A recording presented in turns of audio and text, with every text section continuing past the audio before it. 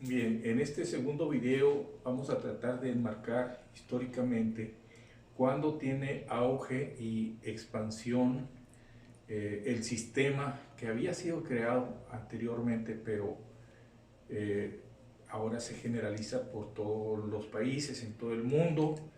Esta es una época histórica.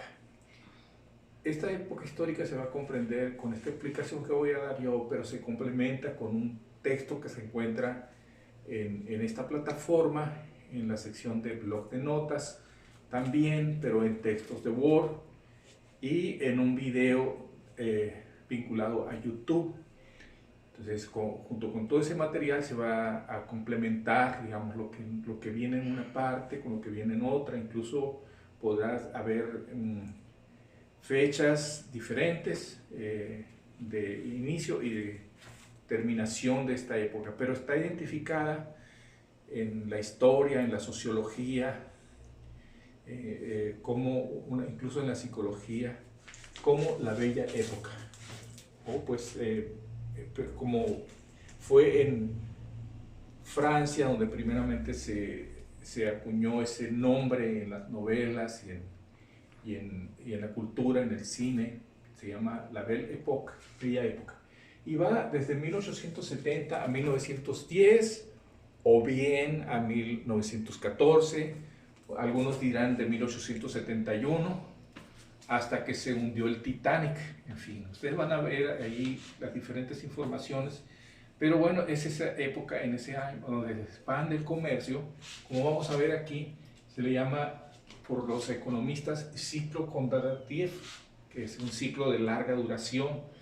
Normalmente los ciclos económicos de auge y crisis van de 5 años, de 6 años, pero curiosamente la historia, por el crecimiento económico y por la expansión de muchas cosas que vamos a ver enseguida, se le conoce como ciclo Kondratiev porque duró más o menos ascendiendo, sin caer, sin caídas bruscas de la economía en todos los países. Así que, primeramente, el mercado mundial.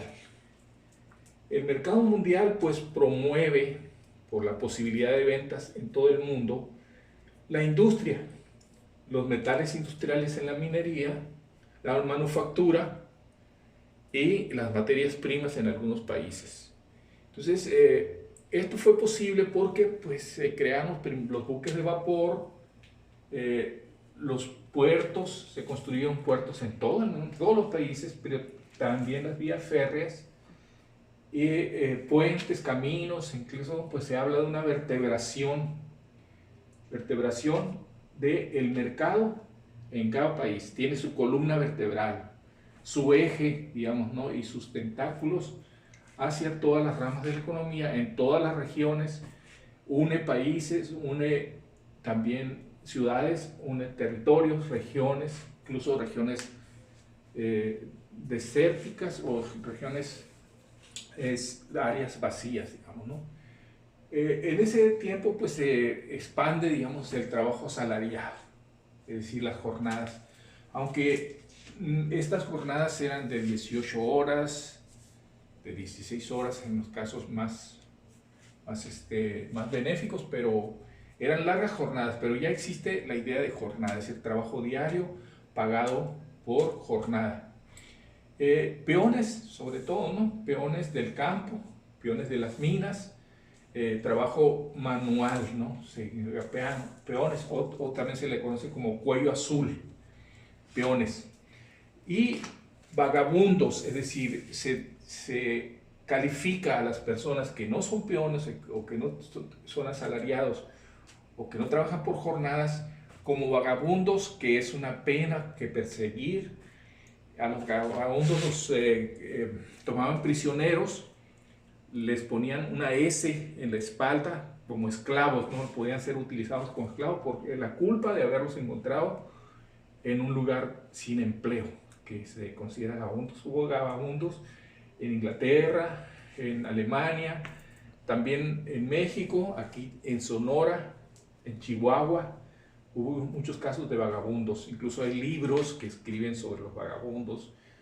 Paul Vanderbilt escribe un libro que se llama Caciques y Rurales, y habla sobre los bandidos condenados a la horca o a tener un grillo. Un grillo era una bola de hierro amarrada con cadenas, atada con cadenas en los pies o en las manos. Los grillos se crean las ciudades panópticas. ¿Cuáles son ciudades panópticas? Ciudades de vigilancia, ¿no? Es decir, donde había una torre y en esa torre se controlaba el movimiento de las ciudades. El inicio de la jornada todos tenían que ir al trabajo, a la labor, y al regreso todo era en orden a través de las ciudades. Ciudades panópticas son las ciudades mineras: Cananea, Nacosari, El Tigre. Esas ciudades más o menos estaban construidas de una forma que se pueda desde arriba ver a toda la ciudad en movimiento. Y pues claro, las cárceles panópticas, que funcionaban más o menos para los vagabundos y para otros delitos. Las cárceles panópticas, que habían sido creadas desde la Revolución Francesa, aquí se edifican, se construyen en muchas regiones donde hay este tipo de desarrollo de la economía. Incluso la cárcel aquí de Hermosillo, la cárcel vieja, que ahora es el Museo de Culturas Populares, es o costumbrista, creo, museo costumbrista se llama. Ese museo fue creado en esta época, en la bella época, justamente, y tiene las torres de vigilancia y todo lo demás, ¿no? Eran patrullas de hombres a caballo que iban con cuerdas, se llamaba la cordada. Entonces, pero también paralelamente surge la vida urbana, el cine, el teatro. Porfirio Díaz, por ejemplo, le encantaba estar en el teatro, incluso ahí despachaba. Saliendo del teatro, todo el mundo lo buscaba para tratarle algún asunto. Entonces, los parques, las plazas, todo esto surge en este tiempo, ¿no? La Ciudad de México, la Ciudad de Guadalajara, Monterrey, Guanajuato, son ciudades que se construyen en esta bella época, incluso aquí en Hermosillo, ¿no? Las plazas viejas de la ciudad. Las empresas por acciones, es decir, donde el crecimiento económico pues demanda que crezca la empresa más allá de lo que puede una sola persona, un solo dueño, un solo propietario, y es que se requiere ampliar con inversión de varios para crear acciones, y una forma entonces en que también toman los bancos por acciones para crecer y poder ofrecer créditos y juntar ahorros, guardar ahorros. La contabilidad, la administración de las empresas y de los bancos, el cuerpo burocrático se separa, se independiza justamente del trabajo manual o del trabajo operario. Entonces en los gobiernos también pasa igual. Surge una burocracia que no existía, que es un cuerpo administrativo de los recursos que dirige, orienta y aplica las leyes. Y entonces ahí aparecen también por primera vez los políticos como tal. O sea, antes nada más eran gobernantes, pues solo el presidente y algunos ayudantes o vicepresidentes, pero no existía una clase política, ¿no? Entonces aparece en la bella época. Y claro, las universidades con una nueva orientación.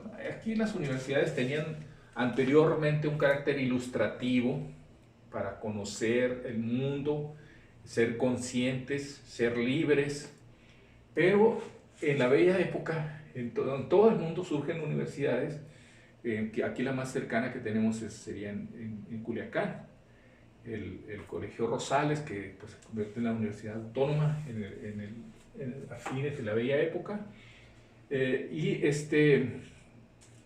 con una nueva orientación científica, que antes solo era filosófica o humanista, ¿no? Entonces empieza a tener un carácter científico, técnico, ¿no? Y gracias a los conocimientos en la medicina, en las ingenierías, claro, ¿no? En las matemáticas, en el sentido de que se forma un campo, un cuerpo, una parcela de conocimiento que es las técnicas, ¿no? Las escuelas técnicas en las universidades y los profesionales, ¿no?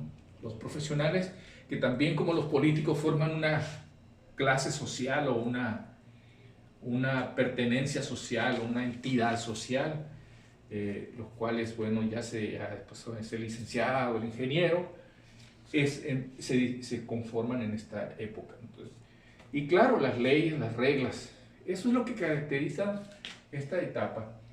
Tiene sus efectos sobre la población por las jornadas laborales, la tensión, la carga psicológica sobre pues el bienestar, digamos, de la población.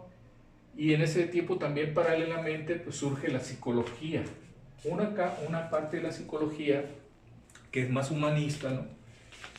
Comienza a hablar, Joseph Brauer le llama cura por el habla, y tenía un carácter como de acompañamiento a las personas que tenían insomnio, que hablaban dormido, que tenían temblores o tics nerviosos, ¿no? Entonces, cura por el habla, que hablara y alguien lo escuchaba y le aconsejaba, ¿no? Después, Mesmer le llama magnetismo animal, que se sometía a las personas a un imán en el estómago para que les moviera el agua, la parte acuosa, digamos, del cuerpo, y así los delirios y el sueño, las tensiones, fueran relajándose. Se le conoció como, con las ideas que se tenía, se desarrolló también mucho en Rusia. En Rusia los colocaban a tocar un árbol grande que movía grandes cantidades de agua y jalaba, digamos, la masa corporal, y entraban en shock y les hablaban miles de cosas, le ponían a una persona que hablara y hablara. En fin, miles de procedimientos de terapias para las personas que tenían problemas por el vuelco acelerado de la nueva vida económica y social, ¿no? De aquí surgió el psicoanálisis. Y el procedimiento, pues el método inicial, encontrar huellas, rastros de dónde fue el trauma o dónde fue la psicosis, el problema, ¿no? Y paralelamente surgió pues la clínica, la psicología clínica, es decir, el aislamiento, junto que también pues surgieron los hospitales. Los hospitales que habían desde antes eran como en las epidemias, las pandemias, aislaban a las personas y las trataban de una manera simultánea a través de terapias estandarizadas y normalizadas, y aparecen los primeros hospitales ya que nosotros conocemos, en base a una filosofía que después se va a tratar de ver en otra clase, ¿no? Que se llama el utilitarismo o utilitarismo de la pena, que es la base de la creación de las ciudades panópticas, de las cárceles, de los hospitales, incluso de las escuelas, ¿no? De las universidades panópticas, donde el profesor está en una parte alta y domina a los estudiantes en escuelas masivas. Entonces, no sé dónde aparece primero, pues si en el hospital, en el cuartel, pero surgen estas bajo el sistema utilitarista que diseñó Jeremy Bentham. Después lo vamos a explicar. Muy bien, este es un panorama general de esta etapa.